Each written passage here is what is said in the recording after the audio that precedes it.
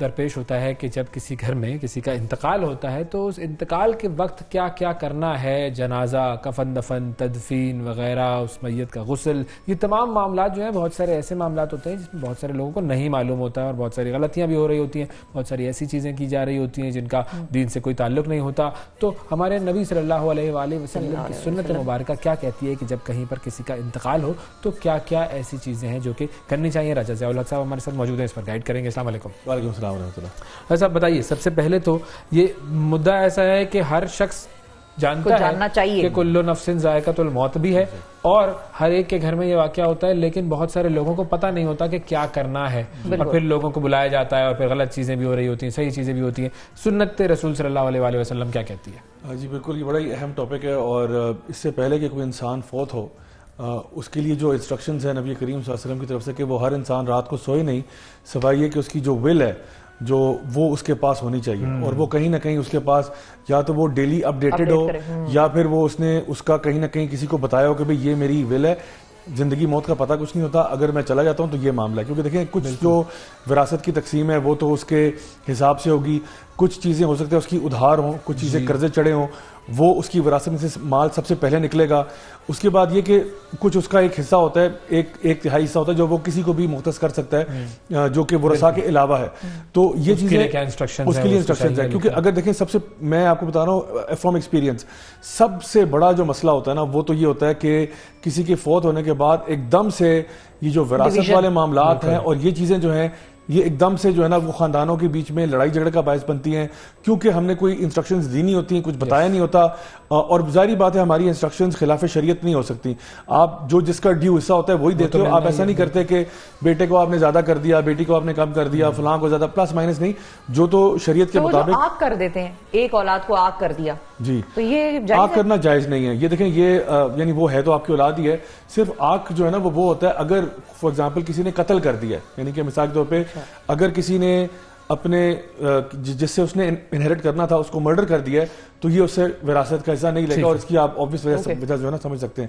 تو اب پہلا سٹیپ کیا ہے کہ پہلا سٹیپ تو مرنے سے پہلے ہے کہ آپ مرنے سے پہلے کچھ چیزیں رکھیں، کیونکہ ورنہ آپ کی وفات کے بعد بہت زیادہ پرابلم کریٹ ہوگا آپ کی فیملی کے لیے. تو اس کو بچائیں اور اپنے فیملی کو جوڑنے کے اوپر لے کے جائیں.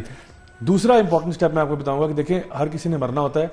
انسان اس سے پہلے جو ہے نا، اس سے پہلے کہ وہ ایموشنل سچویشن ہو، وہاں پہ نہ کوئی سننے کے موڈ میں ہوتا ہے، نہ کوئی آپ سے گائیڈنس لینے کے موڈ میں ہوتا ہے. آپ وہاں پہ بات کریں گے، وہ کہیں گے آپ فلانے ہیں، آپ یہ ہیں، آپ گستاخی کر رہے ہیں، یہ کر رہے ہیں، آپ کو محبت نہیں تھی. تو اس سے پہلے کہ یہ ہو تو آپ پہلے سے نا یہ انسٹرکشنز پتا ہو کہ دیکھیں مسنون کام کرنے والے کیا ہیں. اکثر اوقات لوگ کیا کرتے ہیں غیر مسنون کام کر رہے ہوتے ہیں کہ مثال کے طور پہ کچھ گٹھلیاں پکڑ لیں گے، کچھ چیزیں پکڑ لیں گے، کچھ فلانا ہوگا کہ اب یہ ہم بخشوا رہے ہیں، ایسا کچھ کر رہے ہیں. اب جب آپ ان کو بتاتے ہیں کہ بھئی یہ ضرورت نہیں ہے اس کی، آپ اللہ سے دعا کریں، کیونکہ نبی کریم صلی اللہ علیہ وسلم کی حدیث ہمارے سامنے ہے کہ ایک انسان جو ہے جب وہ فوت ہوتا ہے تو اس کی سارے اعمال بند ہو جاتے ہیں سوائے تین چیزوں کے. ایک وہ جو اس نے صدقہ جاریہ کیا ہوتا ہے، ایک وہ جو علم نافع جو بینیفیشل نالج اس نے پھیلایا ہوتا ہے، اور تیسری وہ چیز جو اس کی نیک اولاد اس کے لیے دعا کرتی ہے. اب نیک اولاد کے ساتھ ساتھ آپ باقی لوگوں کی بھی دعائیں ڈال لیں. اور اس کے علاوہ اگر فار ایگزامپل اس کا کوئی یعنی مثال کے طور پہ جو اس کے بہاف پہ اس کے بچے اس کا عمرہ رہ گیا تھا یا حج رہ گیا تھا اس کے بہاف پہ کرتے ہیں تو یہ بھی اس کے جو ہے نا اکاؤنٹ میں چلا جاتا ہے. پھر ایک اور جو چیز آتی ہے وہ یہ آتی ہے کہ جس کے جنازے پر جتنے زیادہ لوگ موجود ہوتے ہیں جو توحید والے ہیں، اللہ کے ساتھ شرک نہیں کرتے، وہ اس کے حق میں گواہی بنتی ہے کہ الحمدللہ اس بندے کی وفات پر ایسے لوگ آئے تھے جو اللہ کو وحدہ لا شریک سمجھتے تھے، اللہ کے ساتھ کسی کو شریک نہیں ٹھہراتے تھے، اور یہ اس کے حق میں جب گواہی دیتے ہیں تو یہ بھی اس کے اکاؤنٹ میں فیوریبل ہوتی ہے. یہ کل چیزیں ہیں جو ایک انسان کو بینیفٹ کرتی ہیں. تو ریچولز کیا ہے؟ فار ایگزامپل جیسے آپ کسی کا انتقال ہوا تو اب کفن، پھر اس کے بعد اس کو نہلانا، غسل، پھر اس کے بعد تدفین، اس طرح کی ہاں یہ تو اب پروسیس اب ہمارے ہم سٹیپ بائی سٹیپ چل رہے ہیں. تو اب پہلی بات یہ کہ وہ جو چیزیں وفات کے فوراً بعد لوگ شروع کر دیتے ہیں، کچھ چیزیں اگر پہلے سے پتہ ہوں تو ہم لوگ ان کو اوائڈ کر سکتے ہیں. اب سب سے پہلی بات یہ کہ جب ہمیں انکریج کیا گیا کہ جب کسی کی وفات ہو جائے تو جو اس کی تدفین کا اور جنازے کا جو پروسیس ہے وہ ایز سون ایز پاسبل ہونا چاہیے. یعنی کہ اس میں بلا وجہ کی تاخیر نہیں ہونی چاہیے. ہاں ایک وجہ کو اگر کچھ سمجھ میں آتی ہے کہ فار ایگزامپل ہمارے یہاں پہ آپ نے دیکھا ہوگا کہ جو ہے نا کبھی کبھار کسی کی وفات ہوتی ہے تو وہ ڈیڈ باڈیز منگوانا شروع کر دیتے ہیں. ویسے شریعت کا تقاضا یہ کہ جہاں پہ انسان فوت ہوئے وہیں پہ تدفین کر دی جائے. آپ اتنا تکلف نہ کریں کیونکہ دیکھیں آپ ایک تو ڈیلے بھی کر رہے ہیں اس کو، پھر آپ یہ کر رہے ہیں کہ لوگوں کو آپ یہ مجبور بھی کر رہے ہیں کہ اب لوگ اٹھ کے کہیں اور کسی اور ملک سے آئیں گے. اچھا پھر اس میں ایک اور پرابلم یہ ہوتا ہے کہ جو نماز جنازہ ہے نا وہ جو آپ کے اس وقت موجود لوگ ہیں, جو گلی محلے کے لوگ ہیں, سب سے پہلے تو وہ ان کے اوپر ایک فرد کفایہ ہوتا ہے. یعنی یہ ایک ایسی رسپانسبلٹی ہے, اگر کوئی بھی نہیں کرے گا تو سارے گنہگار ہوں گے, لیکن کچھ لوگ جو ارد گرد کے ہیں, محلے کے لوگ ہیں, وہ آ جائیں. اچھا, ہمارے یہاں پہ ایک اور بھی چیز سمجھی جاتی ہے, لوگ اس پہ بہت ناراض ہوتے ہیں کہ ہر فیملی ممبر کا آنا ضروری ہے. یعنی مثال کے طور پہ وہ ایک ایکسپیکٹیشن ہوتی ہے نا کہ بھئی فوت ہو گئے تو چاہے آپ انگلینڈ میں ہیں, آپ امریکہ میں ہیں, آپ چائنا میں ہیں, جدھر بھی ہیں, آپ ساری چیزیں چھوڑیں, آپ ادھر آ جائیں. ٹھیک ہے, اچھی بات ہے, اگر آپ کے پاس اتنا ٹائم ہے اور آپ کر سکتے ہیں تو آپ کریں, لیکن دین جو ہے نا وہ آپ کو اس کے اوپر مجبور نہیں کرتا کہ آپ کے لیے لازمی ہے کہ اب آپ اس میں شریک ہوں گے, ورنہ مطلب خدا نہ خواستہ ان کی تدفین کا پروسیس ٹھیک نہیں تھا یا جنازہ صحیح نہیں ہوا. اور اس میں اگر کوئی بندہ مجبور ہے, کہیں دور ہے یا نہیں آ سکتا, تو اس میں مائنڈ کرنے کی بات نہیں. البتہ جو لوگ قریب ہیں, اس شہر میں رہتے ہیں, ان کو وہاں پہ ڈیفینیٹلی ہونا چاہیے. اچھا, تو سب سے پہلی بات یہ کہ اس کا غسل کا معاملہ کرنا, سب سے پہلے ہم نے یہ دیکھنا ہے کہ یہاں پہ پہلے سے عام طور پہ قبرستانوں میں نا جگہ ایلوکیٹ ہو جاتی ہے, کچھ لوگ پہلے سے اس کی بکنگ وغیرہ بھی کروا لیتے ہیں, کچھ لوگ گھروں میں بھی کرتے ہیں, کچھ لوگ گھروں میں بھی کر دیتے ہیں. تو نارملی یہ ہوتا ہے کہ جو مسلمانوں کا جو گریو یارڈ ہوتا ہے وہاں پہ اس کو دفن کر دیا جاتا ہے.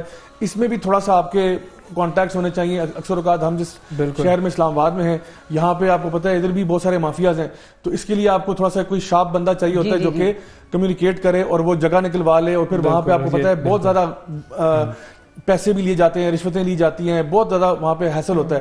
تو کوئی ایسے ایک دو لوگ ہونے چاہیے جو کہ اس طرح کے جو ایڈمنسٹریٹو ٹاسک ہیں وہ کر لیں, اور اس کے بعد جو ہے جو تدفین کا معاملہ اور وہ سارا ایزی ہو جاتا ہے آپ کے لیے. اچھا, چونکہ ہمارا آخری منٹ ہے تو جو ایک آدھ کو سوال وہ یہ ہے کہ غسل کے حوالے سے کیا ہمیں مسنون احکامات ملے ہوئے ہیں کہ یہ چیزیں کرنے والی ہیں, ضرور کریں؟ جی, بیسکلی تو پروسیس بڑا سمپل سا ہے. اس میں خواتین جو ہے وہ خواتین کا ہی کرتی ہے, مرد جو ہے وہ جو ہے نا مرد ذات کرتے ہیں.